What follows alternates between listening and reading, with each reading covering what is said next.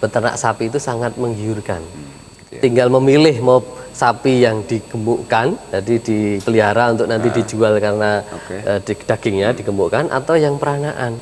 Jadi persoalannya hanya pada, menurut saya susah di tingkat bakalannya, tapi kalau ada level bisnisnya tetap menggiurkan. Apalagi kalau impor itu hitungannya jelas. Jadi memang harus menemukan jalan yang komprehensif. Tapi kata kunci adalah populasi harus di-maintain. Kalau tanpa memaintain populasi, impossible.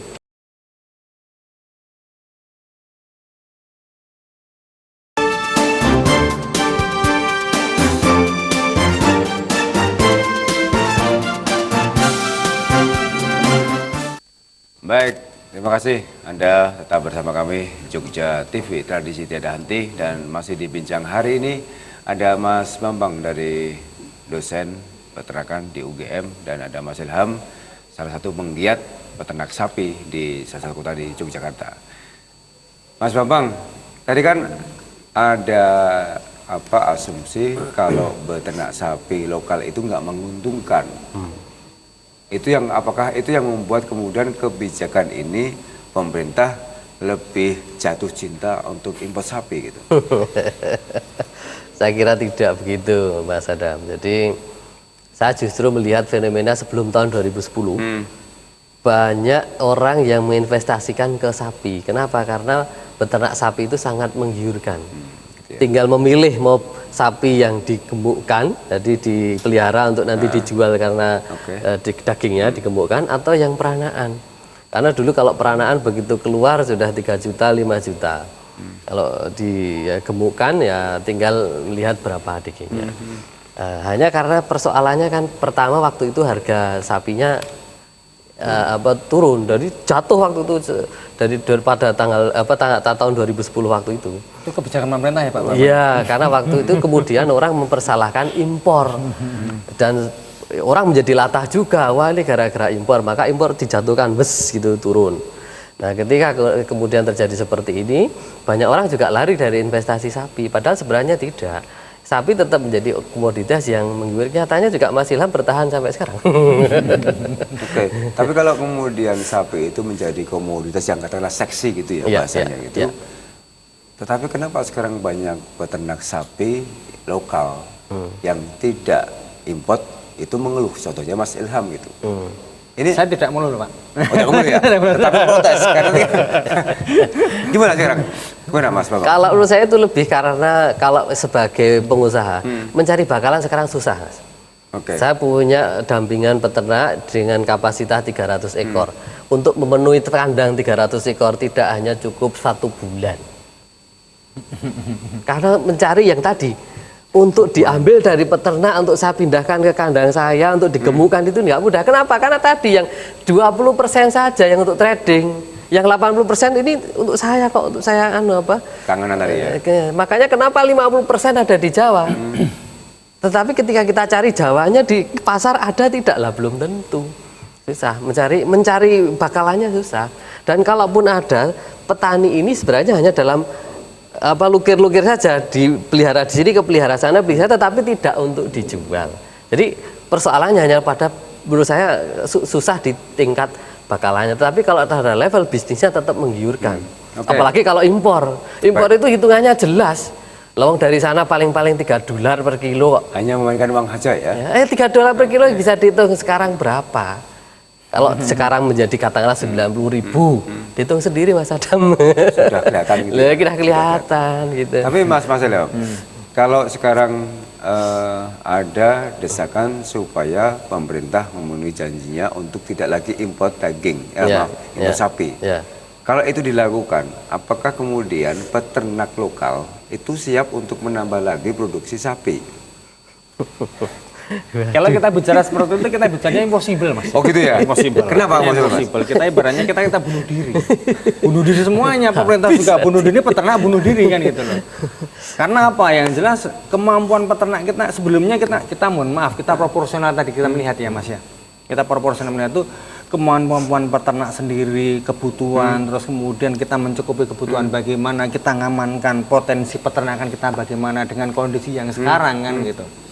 Sebelum mungkin ini terus terang kalau sekarang kalau kita misalnya saya istilahnya saya anti impor.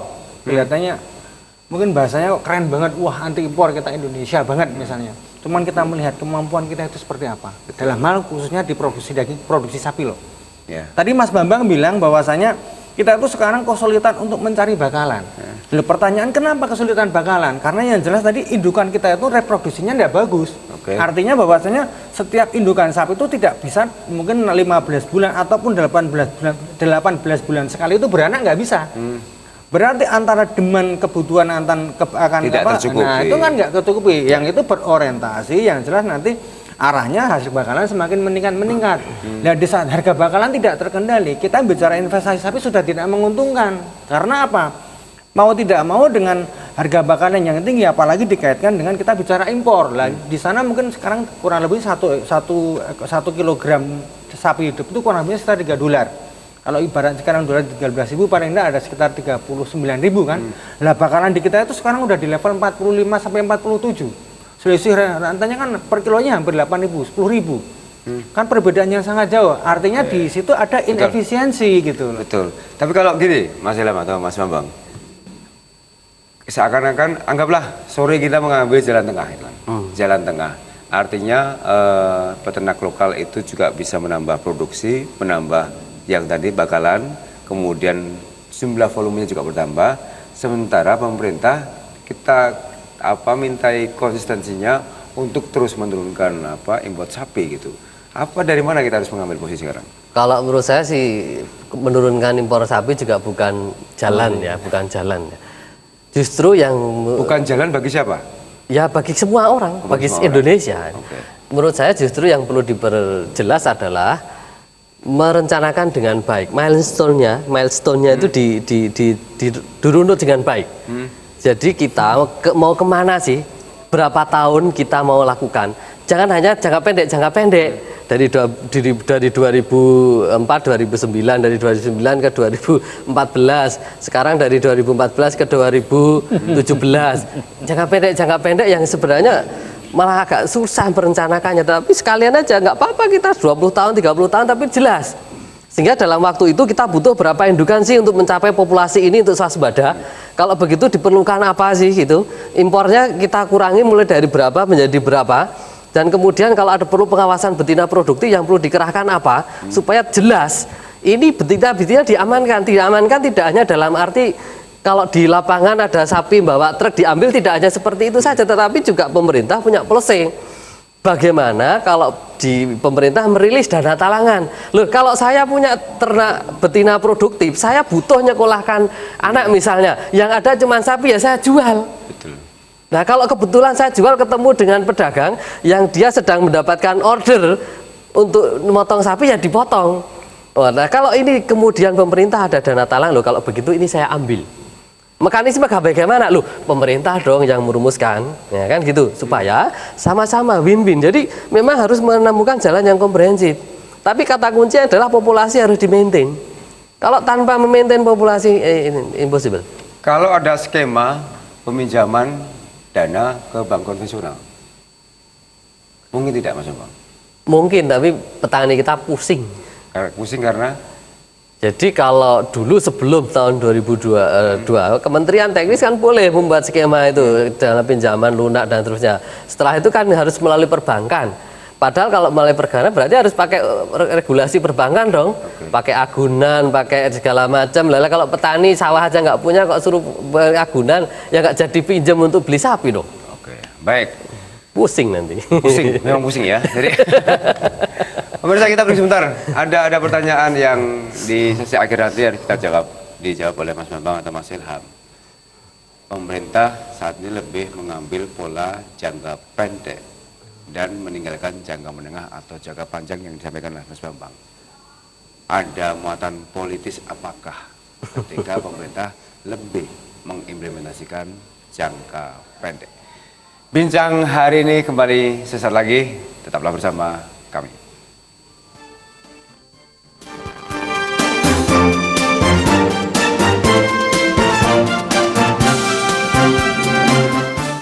Oke, kalau kemudian bahasanya ini Mas Ilham juga nanti mau diklarifikasi. Kalau ada anggapan populasinya kan turun terus ya. Ya. Tadi kita data di angka 30% ya, di bawah 30% kan ke penurunannya gitu kan. 26%, ya. 24%. Tapi tertinggal di bawah 30 Ya, kan. ya betul. Ini kira-kira penyebab utamanya apa nih, Mas Bambang? Kalau soal penyebab utamanya memang harus dilihat ya. Oke. Tetapi kalau beberapa penyebab diantara jelas mesti pemotongan ya. Jadi, atau termasuk tadi pemotongan betina produktif. Pertumbuhan kita, pertumbuhan sapi itu kan hanya 7,2% per tahun. Oke. Pertumbuhan kerbau itu hanya 9,2% per tahun. Kalau sapinya yang betina berapa? Kalau menurut dulu sensus tahun 2011 itu sapi betina 68% dari 16 juta. Oke. Ya. Ya. Kalau itu betul loh ya. Oke. Artinya kita anggap bahwa betina juga betina yang sudah dewasa siap beranak. Tetapi kalau ternyata betina termasuk yang masih bedet-bedet ya nggak tahu juga saya karena di situ belum Kenapa tidak ada terdefinisi. kebijakan dari teman-teman misalkan Mas Ilham ada pengusaha untuk tidak menyembelih betina, sapi betina gitu. Pemerintah sudah sebenarnya. Tapi faktanya Pemerintah sudah ada policy itu tidak boleh menyembelih betina produktif. Bahkan ada pidananya kalau dilakukan itu. Bahkan kalau dilihat di dalam perjalanan itu ada pos-pos pengawasan ternak. ada Ada. pos kawasan. Persoalannya apa? Itu justru yang menjadi pertanyaan kita bersama. Atau jangan-jangan law enforcement, pengawasan abal-abal atau apa ya. Ya ini kan memang bisa saja terjadi. Tapi Mas Ilham pernah nggak didatangi dari pengawasan kemudian minimal lah mendetek, mendata pernah nggak Mas Ilham di tempat Anda? Kalau kita bicara faktor penyebab keturunan penurunan tadi Mas ya, itu sebenarnya banyak faktor di kita ya. Pertama memang tadi yang disampaikan Pak Bambang itu benar bahwasanya kita memang ada pemotongan betina produktif. Oke. Ya selama ini mungkin lah kenapa betina produktif dipotong? Pertanyaan kan kita kan seperti itu. Satu, ketersediaan sapi potong kita yang memang benar-benar siap potong itu kurang. Jelas. Misalnya kita bicara sapi jantan, ketersediaan sapi jantan sangat kurang. Nah, efeknya paling tidak ini kan yang jelas ini sapi betina ini kan yang harusnya itu dipakai sebagai indukan ataupun kita bicara reproduksi atau breeding dan lain sebagainya itu kan harusnya ini kan jadi stok buffer stoknya kan di sini. Nah ini terpotong karena ketersediaan sapi jantan ini nggak ada. Populasinya berapa persen? Satu banding berapa? Berarti hanya 32%. Jantannya 32%, ini Kalau betinanya sensus 60. 2016. 60 sekian kan 60 ya. Nah, paling tidak kan itu. Nah, ini kalau tidak mau kalau seandainya ini ada pemaksaan seperti kita bicara peraturan dan lain sebagainya. Peraturan memang sudah memang dari pemerintah sendiri memang dalam hal ini memang ada sebuah regulasi tentang sampai tadi Pak Bambang bilang ada pidananya. Cuman kita bicara ini harus ada solusi, Mas Adam. Solusinya paling tidak satu. Kita melarang betina produktif, kita harus dia sapi jantan yang siap potong. Dilarang tapi sapinya sembilan nggak ada gitu ya? Nah, Oke. nah, berarti kan nanti arahnya justru seandainya kita memotong ini sapi jantan ini yang secara proporsinya kurang, nanti akan ada efek naiknya harga daging. Betul. Karena apa? Kita harus motong jantan padahal ketersediaan sapi potong kita itu kurang. Nah, kalau kita bicara harga daging sapi sekarang, kalau kita harus mohon maaf ini saya bukan artinya yang pro pemotongan betina produktif bukan loh. Tapi ini paling tidak yang ada kondisi yang real di lapangan itu memang harus saya sampaikan gitu loh. Paling tidak kita siap yang 30% itu kira-kira cover kebutuhan yang nasional tadi yang ditulis Mas Bambang di data tadi kira-kira bisa nggak kita? Pesimis ya? Nah, kan harus paling enggak. Oh nanti seandainya kita memang kita itu stop potongan betina produktif, kita harus ada solusi misalnya, sapi jantan kita siap semuanya agar tidak terjadi kenaikan demand, artinya tidak terjadi kenaikan harga daging. Siap nggak pemerintah? Nah, kan gitu kan. Pertama, yang kedua juga kita juga melihat kenapa betina produktif dipotong. Ada beberapa hal mungkin karena faktor kebutuhan peternaknya dan lain sebagainya. Tapi saya melihat yang paling real itu di kita itu sapi-sapi betina kita itu udah susah untuk dibuntingkan malahan. Artinya gitu. kita mungkin ekspersennya mungkin kawin sampai 6-7 kali sampai 12 kali nggak bisa bunting. Nah itu pertanyaan kenapa? Itu yang harus dijawab kita bersama khususnya dari mohon maaf instansi-instansi terkait yang memang kita punya pemangku kepentingan di peternakan secara umum kan gitu. Atau Mungkin bahasanya dari kalau dinas. bahasa, mohon maaf, Ya. mohon maaf pemirsa, mohon maaf juga. Kalau di bahasa manusia apakah itu sapi itu udah menopause itu? Lah itu justru malah Nggak ada katanya? Pak Bambang, masih nggak ada kalau katanya? bisa bicara masih malah doro ting ting ting ting itu banget ting ting gitu. banget gitu loh. Oke sebentar. Ya. Ini kasus kenapa seperti itu, Bambang? Ya kalau itu terkait dengan akhir-akhir ini dalam 3 tahun terakhir ini setidaknya keluhan ini muncul semenjak ada introduksi sapi-sapi dari luar yang kemudian kalau dikenal dengan sapi-sapi warna merah yang tidak berpunuk. Oh, gitu. Itu aslinya kan bukan sapi Indonesia. Sapi impor itu ya. Nah, Terus kemudian dikawinkan. ketika orang Indonesia melihat, kemudian dipromosikan, ini bagus loh sapinya gede. Nanti kalau dibawa ke pasar harganya mahal. Terus? Awal mulanya memang petani bilang, alah nggak ada punuknya gitu, nggak marem kalau nggak ada lihat punuk. Begitu lihat harganya pedet, harga 6 juta, 7 juta, wah kalau begitu saya mau. Padahal aslinya bukan sapi Indonesia, bukan sapi tropik. Begitu dikawinkan dengan Indonesia, menurunkan lama-lama petani juga pengen yang pure breed. Yang mendekati aslinya. Justru ketika mendekati aslinya hidup di tropik, tewas dia. Artinya performanya menjadi tidak bagus. Yang semula katakanlah 15 bulan sudah bisa dibuntingkan gitu. 4 bulan udah beranak selesai. sekali lah gitu kira-kira, maksimal ya 18 bulan sekali beranak itu setiap itu. Sekarang bisa molor. Bisa 30 bulan, bisa bahkan sampai 5 tahun nggak beranak nah, gitu. itu masalah. Ya, karena tadi kita di daerah tropik dengan panasnya seperti ini, pakannya juga di petani dikasih Berbeda, jerami, dikasih pakan-pakan yang rendah, harusnya pakannya kan juga menyesuaikan. Ini sapi-sapi priayi ini, sapinya harus pakannya yang bagus. Kalau kasih pakan jerami ya nggak perform reproduksinya. Tapi siapa yang kemudian menciptakan kondisi latah ini, Mas Bambang? Nah, Mas Bambang jawab. ya sedikit kalau saya bukan dari kalangan akademisi ya Mas Adam, tapi saya melihat dari aspek dari kalangan saya terus terang peternak ya. Sebenarnya kalau kita bicara pengusaha itu saya nggak pas ya. Saya seorang peternak yang memang aktivitas saya itu, kehidupan saya itu lekat dengan peternakan rakyat. Dan setiap hari lingkungan saya itu lingkungannya seperti itu gitu loh. Jadi kita bicaranya sekarang kita sumber daya peternakan kita khususnya peternak sapi itu kan boleh dibilang itu kan rendah sekali. Mungkin pelaku usaha peternakan pun mungkin untuk golongan untuk kondisi sekarang itu masih di kategori yang paling tidak usianya usia yang 40 ke atas lah. Mungkin jarang yang pemuda yang mungkin usia produktif 40 ke bawah itu yang beternak sapi bisa dihitung dengan jari.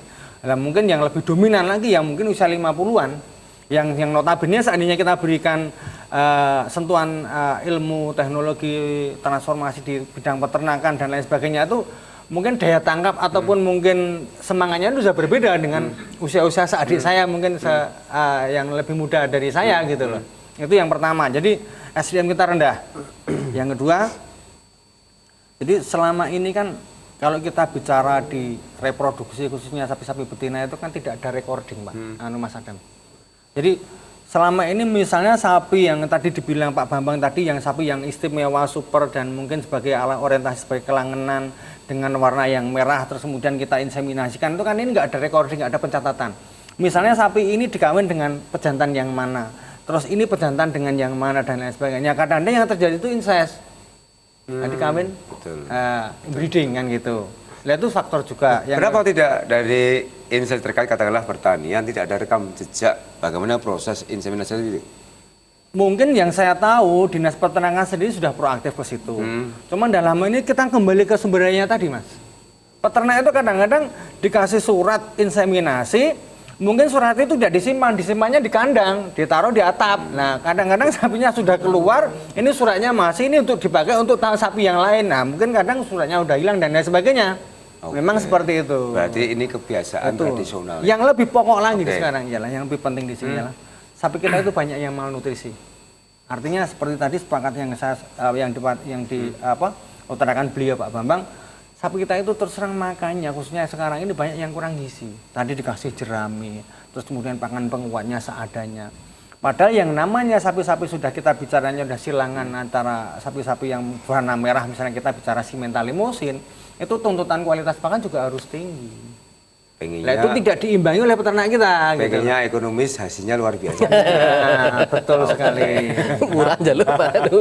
Mas Bang, tapi ini kan kalau kita bicara, saya pernah ngobrol dengan teman-teman yang juga aktif di peternak sapi gitu. Salah satunya di Sukaryoso gitu.